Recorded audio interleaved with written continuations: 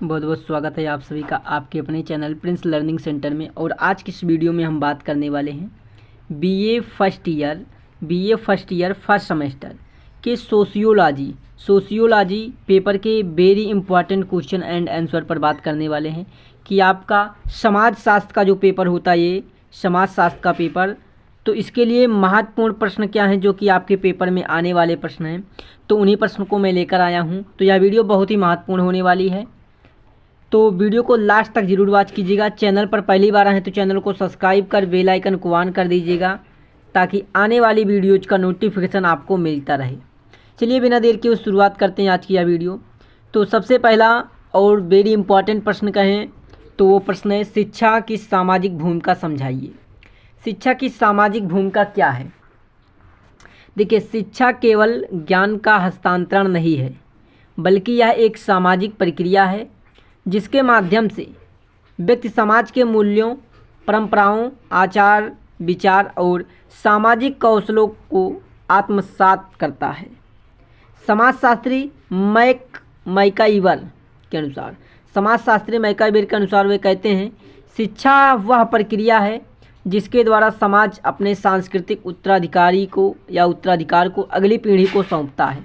शिक्षा वह प्रक्रिया है जिसके द्वारा समाज अपने संस्कृति को उत्तराधिकार को अगली पीढ़ी को सौंपता है।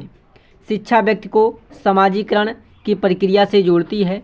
इसके माध्यम से व्यक्ति भाषा, नैतिकता, कानून, व्यवहार और नागरिक कर्तव्यों को सीखता है। यह सामाजिक निर्णय और सामाजिक परिवर्तन दोनों में सहायक होती है। तो शिक्षा जो होती है वो एक सामाजिक प्रक्रिया या सामाजिकरण की प्रक्रिया होती है जो सामाजिकरण से जोड़ती है, व्यक्ति को जोड़ने का कार्य करती है। इसके माध्यम से व्यक्ति भाषा, नैतिकता, कानून, व्यवहार और नागरिक कर्तव्यों को सीखता है। यह सामाजिक नियंत्रण और सामाजिक परिवर्तन दोनों में सहायक होती हैं, दोनों के लिए महत्वपूर्ण होती हैं। शिक्षा सामाजिक असमानताओं को समाप्त करने, समान अवसर प्रदान करने और सामाजिक गतिशीलता बढ़ाने में सहायक होती है। यह व्यक्ति को आत्मनिर्भर बनाती है और समाज को प्रगतिशील बनाती है। शिक्षा समाज में लोकतांत्रिक मूल्यों को बढ़ावा देती है, जैसे समानता, स्वतंत्रता, सहिष्णुता और सामाजिक न्याय। यह सामाजिक समरसता और राष्ट्रीय एकता को सुदृढ़ करती है। निष्कर्षतः हम कह सकते हैं कि शिक्षा जो होती है वह केवल व्यक्तिगत विकास का माध्यम नहीं है, बल्कि सामाजिक विकास का आधार है। शिक्षा केवल व्यक्तिगत विकास नहीं बल्कि सामाजिक विकास का आधार है, सामाजिक विकास है। इसके माध्यम से ही समाज अपनी संस्कृति, आर्थिक और नैतिक प्रगति कर सकता है या करता है या बनाता है। आगे देखें तो आगे अगला प्रश्न जो है हमारा है, धर्म एवं राज्य का समाजशास्त्रीयकरण विश्लेषण। यहाँ से 3 नंबर में डायरेक्ट ये प्रश्न पूछ लेता है कि धर्म क्या है या राज्य क्या है। ये 3 नंबर में डायरेक्ट ये प्रश्न पूछता है, धर्म से आप क्या समझते हैं, राज्य से आप क्या समझते हैं। कई बार पेपर में आ चुका है। तो आइए देखते हैं धर्म और राज्य में समाजशास्त्रीय विश्लेषण क्या है।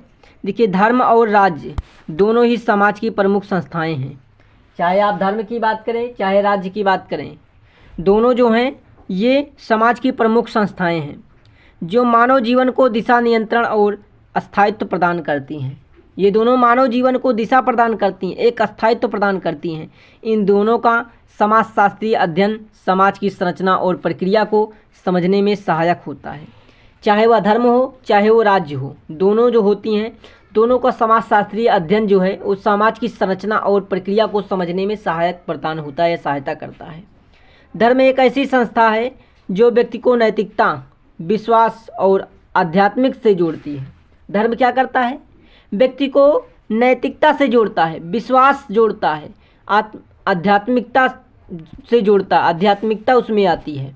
यहाँ जीवन, मृत्यु, पुनर्जन्म, पाप पुण्य आदि के माध्यम से समाज में अनुशासन और सांस्कृतिक आधार प्रदान करता है।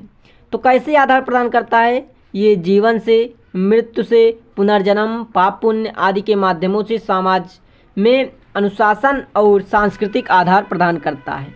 जबकि राज्य क्या है? एक राजनीतिक संस्था है जो समाज में कानून व्यवस्था बनाए रखती है, अधिकार और कर्तव्यों को निर्धारित करती है तथा शासन प्रणाली को संचालित करती है।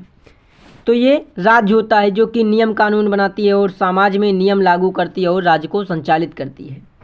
समाज शास्त्र के दृष्टिगत से धर्म समाज के सामाजिक एकता, सह अस्तित्व और नैतिक अनुशासन को बनाए रखने में सहायक होता है।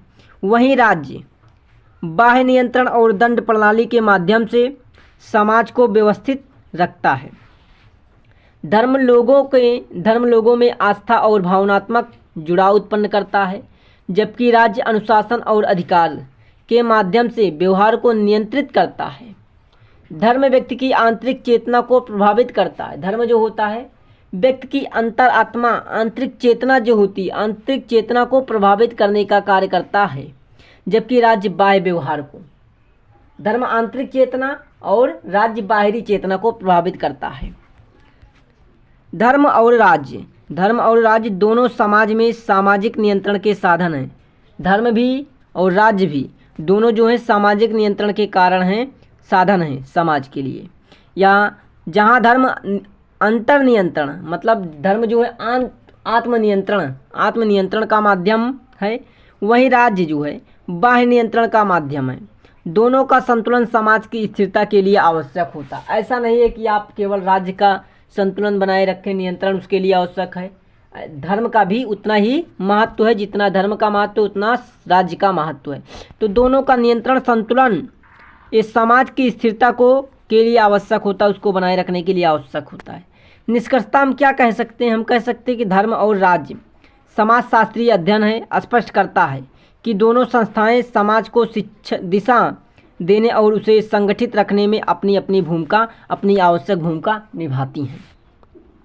ये होता है धर्म और राज्य, जो कि वेरी इंपॉर्टेंट प्रश्न है, बहुत बार पेपर में आ चुका है। धर्म क्या होता है, राज्य क्या होता है। ठीक, आइए देखते हैं अगला प्रश्न। संस्कृति और सभ्यता में अंतर। कभी कभी एग्जाम में आ जाता है कि संस्कृत और सभ्यता में क्या अंतर होता है। तो संस्कृत और सभ्यता में अंतर जो होता है, आइए देखते हैं संस्कृत और सभ्यता में क्या अंतर होता है। ठीक, तो संस्कृत और सभ्यता की बात करें, उसके अंतर की बात करें तो देखिए संस्कृत क्या होती है और सभ्यता क्या होती है। संस्कृति सभ्यता में अंतर है, बहुत बड़ा अंतर है। क्या अंतर है? संस्कृत और सभ्यता समाजशास्त्र के दो प्रमुख अवधारणाएं हैं। क्या है ये? समाजशास्त्र की दो प्रमुख अवधारणाएं हैं। ये दोनों समाज की विकास प्रक्रिया से संबंधित हैं, लेकिन इनका स्वरूप, अर्थ और उपयोग में अंतर होता है। कैसा अंतर? संस्कृति वह समय जीवन शैली है जिसमें समाज के लोग विश्वास करते हैं, उसका पालन करते हैं और पीढ़ी दर पीढ़ी उसे आगे बढ़ाते हैं। इसमें भाषा, धर्म, रीति रिवाज, मूल्य, कला, साहित्य आदि शामिल होते हैं। सभ्यता वह भौतिक उन्नति है जो मनुष्य द्वारा अपने जीवन को सुविधाजनक बनाने हेतु की जाती है। इसमें विज्ञान, तकनीकी आविष्कार, भवन निर्माण, यातायात, संचार आदि आते हैं। संस्कृति आर्थिक, आध्यात्मिक, मूल्य आधारित और चेतना से जुड़ी होती है, जबकि सभ्यता अधिक भौतिक, यांत्रिक और सुविधा केंद्रित होती है। संस्कृति किसी समाज की आत्मा होती है, जबकि सभ्यता उसका शरीर। संस्कृति में परिवर्तन धीरे धीरे होता है, जबकि सभ्यता में तेज गति से विकास होता है। सभ्यता बिना संस्कृति के अधूरी होती है और संस्कृति बिना सभ्यता के पिछड़ी हुई मानी जाती है। तो ये संस्कृत और सभ्यता में संबंध होता है, संस्कृत और सभ्यता में अंतर होता है। उदाहरण के लिए अगर आप देखें, उदाहरण के तौर पर समझें तो मोबाइल फ़ोन एक सभ्यता की देन है, लेकिन उसका उपयोग कैसे और किस उद्देश्य के किया जाए यह संस्कृत से निर्धारित होता है। निष्कर्षतः हम कह सकते हैं कि संस्कृत और सभ्यता में स्पष्ट अंतर होते हुए भी दोनों का गहरा संबंध है। दोनों समाज के प्रगति और पहचान के दो पहलू हैं जो एक दूसरे के पूरक हैं। क्या हैं? एक दूसरे के पूरक हैं। और अगला प्रश्न आपका आता है कि संस्कृति और बहुलता और बहुसंस्कृतिवाद में अंतर क्या होता है। सांस्कृतिक बहुलता और बहुसंस्कृतिवाद क्या होता है, इन दोनों में अंतर स्पष्ट करना है। कभी कभी एग्जाम में आ जाता है, 3 नंबर में पूछ लेता है कि सांस्कृतिक बहुलता क्या है या फिर बहुसंस्कृतिवाद क्या है। आइए देख लेते हैं। सांस्कृतिक बहुलता क्या है। सांस्कृतिक बहुलता और संस्कृतिवाद दोनों ही ऐसी अवधारणाएं हैं जो समाज में एकाधिक संस्कृतियों की उपस्थिति को स्वीकार करती हैं, लेकिन दोनों की दृष्टि और प्रकृति में महत्वपूर्ण अंतर है। कौन कौन से अंतर हैं। संस्कृति बहुलता उस स्थिति को कहते हैं जब एक समाज में विभिन्न संस्कृति, धर्म, जाति या भाषा समूह एक साथ रहते हैं। इसका अर्थ मात्र यह है कि समाज में विविधताएं मौजूद हों, पर यह विविधता एक दूसरे से अलग भी रह सकती है। इसमें आपसी सम्मान और सहयोग की गारंटी नहीं होती है। अगला है कि दूसरी और बहुसंस्कृतिवाद एक वैचारिक और नीतिगत दृष्टिकोण है जो विभिन्न संस्कृतियों की पहचान, अधिकार, समानता और उनकी अभिव्यक्ति की स्वतंत्रता को मान्यता देता है। या केवल विविधता को स्वीकार नहीं करता बल्कि उसका उत्सव मानता है, समाज को शक्ति मानता है।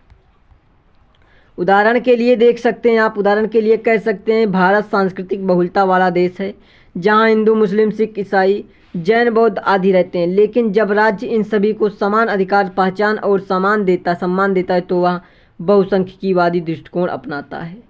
सांस्कृतिक बहुलता में टकराव की संभावना अधिक रहती है यदि एक संस्कृति दूसरे पर हावी होने की कोशिश करे, जबकि बहुसंख्यवाद संवाद, अस्तित्व और सही गुणता को बढ़ावा देता है।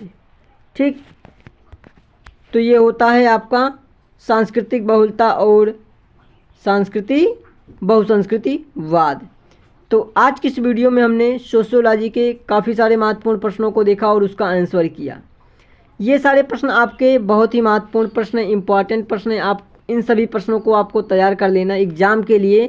एग्ज़ाम में ये प्रश्न आपके आने वाले प्रश्न हैं। ठीक, तो वीडियो पसंद आई हो तो वीडियो को लाइक शेयर ज़रूर कीजिएगा। चैनल पर पहली बार आए तो चैनल को सब्सक्राइब कर बेल आइकन को ऑन कर दीजिएगा ताकि आने वाली वीडियोज़ का नोटिफिकेशन आपको मिलता रहे।